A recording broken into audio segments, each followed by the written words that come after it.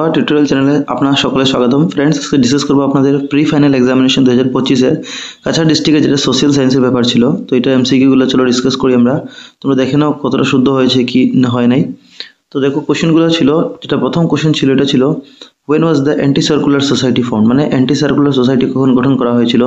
তো এর উত্তরটা তোমাদের হবে অপশন নম্বর বি, মানে 4 নভেম্বর 1905 সালে। ঠিক আছে, 4 নভেম্বর 1905টা কারেক্ট হয়ে যাবে। তো এটা যদি মার্ক করে তো কারেক্ট হবে। নেক্সট, কে প্রথম ভারতীয় জাতীয় সেনাবাহিনীর ধারণা পোষণ করেছিলেন। তো যেটা আইডিয়া দিয়েছিলেন বা ধারণা এটা দিয়েছিলেন মোহন সিং। তো আনসার হবে মোহন সিং, মানে অপশন নম্বর ডি। নেক্সট দেখো, who was the first province of Assam, premier of Assam province, মানে অসম প্রদেশের প্রথম প্রধানমন্ত্রী কে ছিলেন। তো প্রধানমন্ত্রী প্রথম ছিলেন, তার নাম গোপীনাথ বরদলৈ। ঠিক আছে, গোপীনাথ বরদলৈ হবে আনসারটা। নেক্সট, কে হেরাকা নামের একটা আন্দোলন গড়ে তুলেছিলেন। হু লঞ্চ দ্য মুভমেন্ট নেম হেরাকা। তো এটা হবে রানী গাইডালু। রানী গাইডালু আনসার হবে। নেক্সট দেখো, the shlokas of which Vedha R read like সংস, মানে যজ্ঞ চলাকালীন কোন বেদের যেটা শ্লোক আছে এগুলো পুরোহিতগণ উদান্ত কণ্ঠে পাঠ করতেন, মানে গানের আকারে। ঠিক আছে, ইংলিশ দেখো তুমি এখানে সং বলেছে, সং মানে গানের আকারে। তো গানের আকারে যেটা হয় এটা হয় সামবেদ। তো অপশন নম্বর বিটা হবে, অপশন নম্বর বি কারেক্ট হয়ে যাবে। নেক্সট দেখো, নিচে দেওয়া কোনটি ত্রিস্তরীয় বৃত্তির একটা উদাহরণ। তো জানো তোমরা প্রথম, দ্বিতীয়, তৃতীয়, চতুর্থ স্তরের বৃত্তি থাকে। তো দ্বিস্তরীয়টা হবে শিল্প উৎপাদন প্রক্রিয়া। নেক্সট, কোন আহোম রাজা বিহু নৃত্যকে প্রথমবার প্রদর্শনীমূলকভাবে রংঘরের চত্বরে আরম্ভ করেছিলেন। তো এটা হবে রুদ্রসিংহ। আনসারটা হবে রুদ্রসিংহ। আইইউসিএন সংস্থাটি কোন সংস্থার অন্তর্গত। এটা হবে ইউনেস্কো। ঠিক আছে, নেক্সট দেখো, নেক্সট কোয়েশ্চেন ছিল পৃথিবীর আয়তন হিসাবে পৃথিবীর ক্ষুদ্রতম দেশ কোনটি। এটা হবে ভ্যাটিকান সিটি। ভ্যাটিকান সিটি আয়তন হিসাবে সবচেয়ে ছোট দেশ দুনিয়ার। দ্য লার্জেস্ট টি গার্ডেন, অসমের বৃহত্তম চা বাগান। এটা হবে মনাবাড়ি চা বাগান, যেটা বিশ্বনাথ চারিয়ালিতে অবস্থিত। নেক্সট, জিকির এবং জারি রচনা কে করেছিলেন। তো এটা হবে আজান পীর। পুরাজীবীয় কল্পের কোন যুগে স্থলমণ্ডল একত্রিত ছিল। এটা আনসার হবে পারমিয়ান যুগে। পারমিয়ান যুগে স্থলমণ্ডল একত্রিত ছিল। নেক্সট, উত্তর পূর্ব সীমান্ত রেলমণ্ডলের মুখ্য কার্যালয় কোথায় অবস্থিত। তো এটা হবে মালিগাঁও। নেক্সট, অসমের বনাঞ্চলের কত শতাংশ সংরক্ষিত বনাঞ্চল। এটা হবে 72%, 72%। কোন তারিখে সংবিধানের সভা খসড়া কমিটি গঠন করে। তো খসড়া কমিটি গঠন করে 29 আগস্ট 1947, কারেক্ট হবে তোমাদের।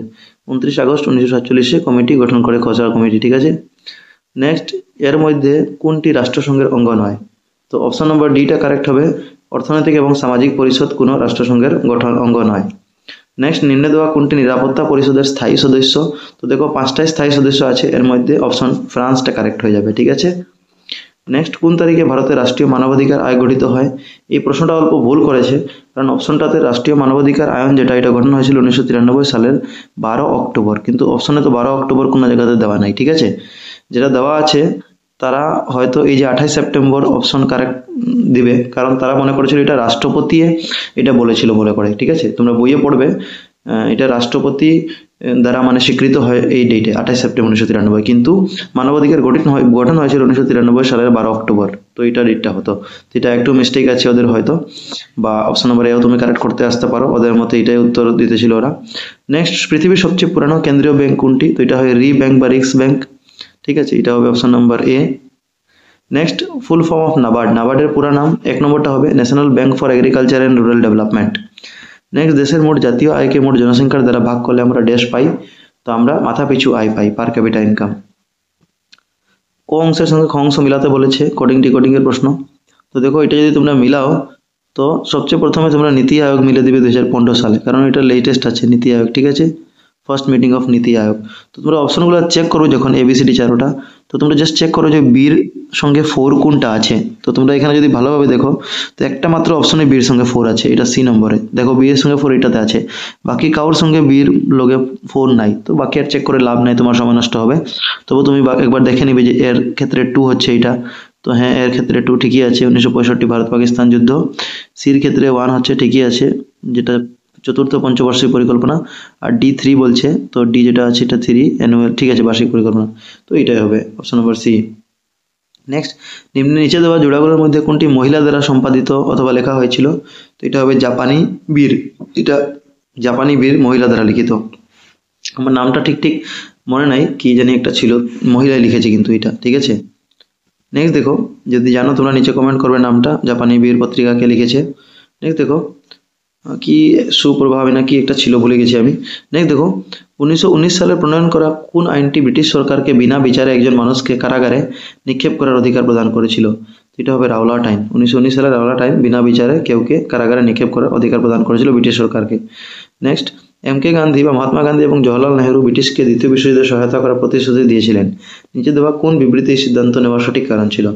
তো এটা যেটা কারেক্ট হবে তোমাদের বুকে দেওয়া আছে, এটা হবে গান্ধী এবং নেহরু হিটলার এবং নাৎসি বাহিনীর বিরোধিতা করেছিল বলে তারা সাহায্য করতে চেয়েছিল ব্রিটিশকে। নেক্সট দেখো, অসম ইংরেজের শাসনকালে মৌজাদারের দায়িত্ব কি ছিল? মৌজাদারদা টাকা কালেকশন, রেভিনিউ কালেকশন করতো, মানে রাজস্ব সংগ্রহ করতো। অপশন নম্বর এটা কারেক্ট হবে। নেক্সট দেখো,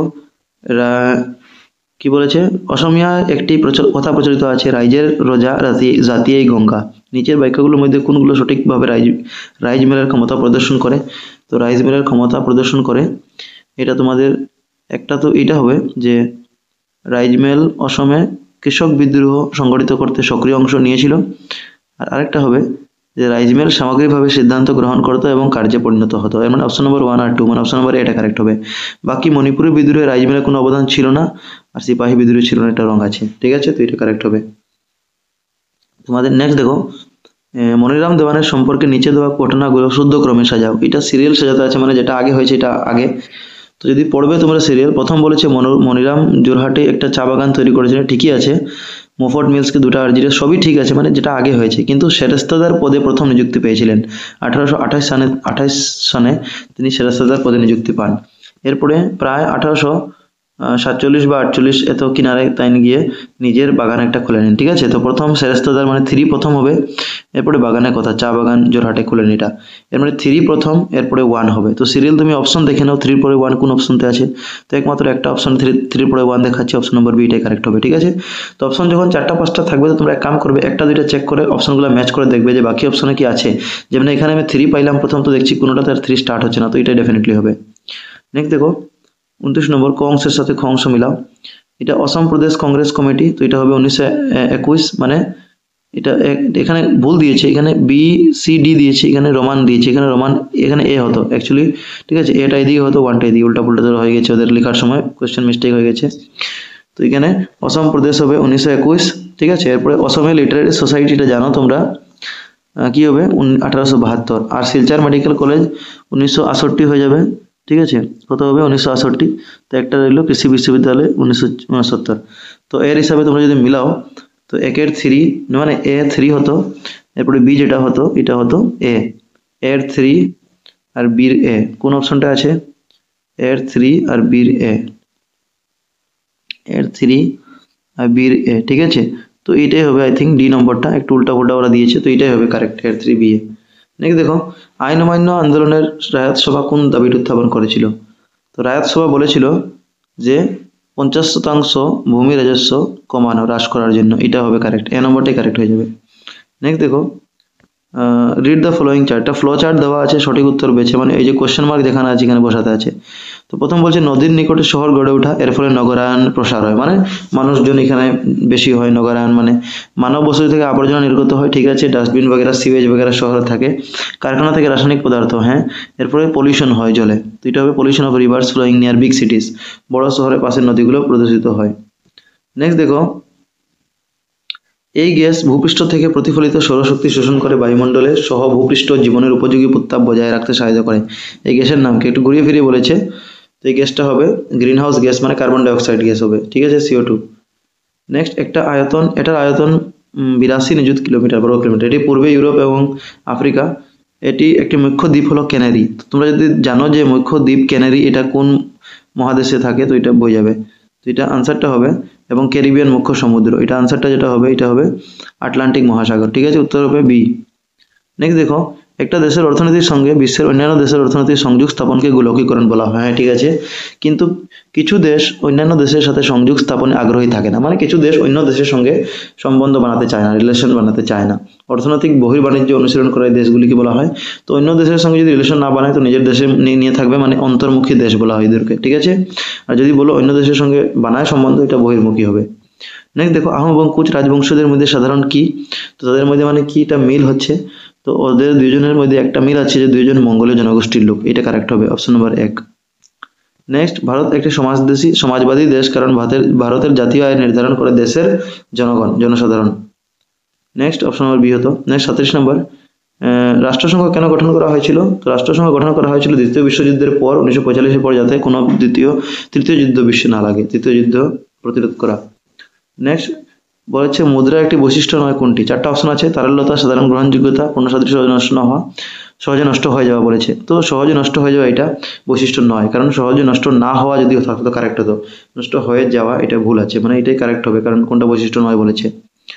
নেক্সট, মুদ্রার ক্রমবিকাশের পঞ্চম পর্যায় কোনটি? তো এটা হবে কাগজি মুদ্রার প্রচলন, এটা পঞ্চম পর্যায়। নেক্সট, নিচে দেওয়া কোনগুলো মানব উন্নয়নের সূচক? তো মানব উন্নয়নের সূচক হবে অপশন নম্বর এ, মানে তোমাদের প্রত্যাশিত আয়, এটা মানব উন্নয়ন দরকার, লাইফ এক্সপেক্টেন্সি, কতদিন মানুষ জিন্দা থাকবে, কতটুকু না। 3 নম্বর, শিক্ষা জরুরি আছে মানব উন্নয়নের সূচকের জন্য।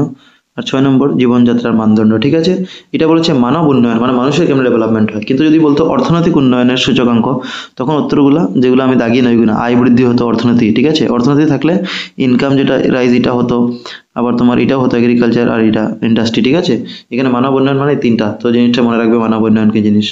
নেক্সট, পারমাণবিক অস্ত্র পরীক্ষা নিষিদ্ধকরণ চুক্তি বা নিউক্লিয়ার নন প্রলিফারেশন ট্রিটি কখন হয়েছিল? এটা 1968 সনে হয়েছিল, 1968 হবে অপশন নম্বর বি।